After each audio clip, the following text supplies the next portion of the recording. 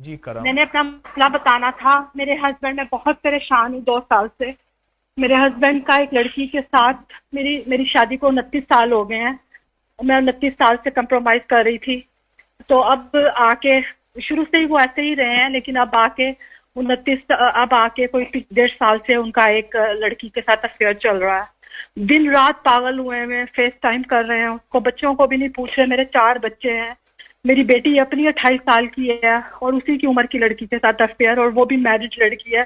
اس کے آگے سے 2 بچے ہیں جن کے ساتھ افیئر چل رہا ہے ان کا. میں بہت پریشان ہوں. میرے گھر کا سارا ماحول جو ہے، میرا بیٹا 22 سال کا ہے، وہ باپ کو دن رات دیکھتا ہے. وہی کچھ نہیں کر سکتا. ہم لوگ مجبور ہیں.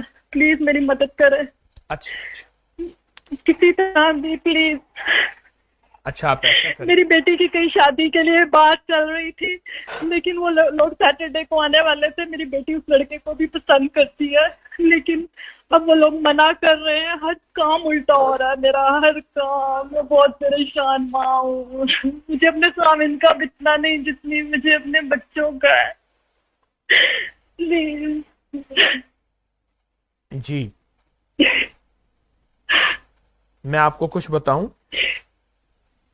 جی بھائی پلیز. اچھا آپ بولیں گے یا بول لیا یا میں آپ بولوں؟ آپ بولیں پلیز. ٹھیک ہے.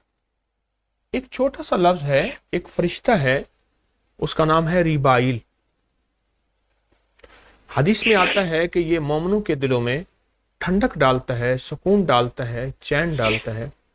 کہیں کوئی انزائٹی، کوئی اسٹریس، کوئی ٹینشن شوہر کی طرف سے، اولاد کی طرف سے، تو اس کی ایک تسبیح پڑھ لے، اللہم بحرمت ریبائل، اللہم بحرمت ریبائل. بس ایک تسبیح ہر نماز کے بعد پڑھ لے، اول آخر 3 بار درود پاک کے ساتھ.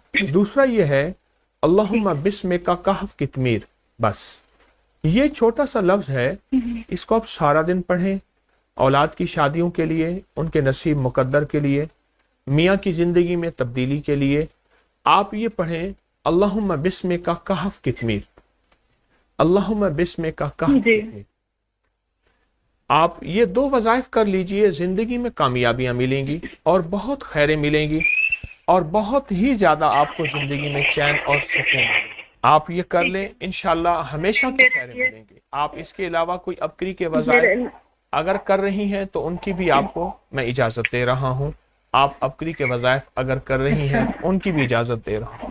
ٹھیک ہے. میں انشاءاللہ تعالی، میں نے ایک آپ کا سیو کیا ہوا وظیفہ، میں وہ پڑھتی ہوں، لیکن کھلا پڑھتی ہوں بس. دیکھیے میں 1984 سے پریکٹس کر رہا ہوں، ملاقاتیں کر رہا ہوں 84 سے. ایک زندگی کا میرا تجربہ ہے، میں تھوڑی سی بات کروں گا، اس کو مختصر لفظوں میں کہوں گا. ہر چیز جادو نہیں ہوتا، جنات نہیں ہوتے، کچھ انسانی رویے، کچھ انسانی مزاج کی کمی بیشی بھی ہوتی ہے. جب اولاد جوان ہوتی ہے تو خواتین تسبیح وظیفے پہ اور اولاد کی خدمت پہ اور بستر علیحدہ کر لیتی ہیں.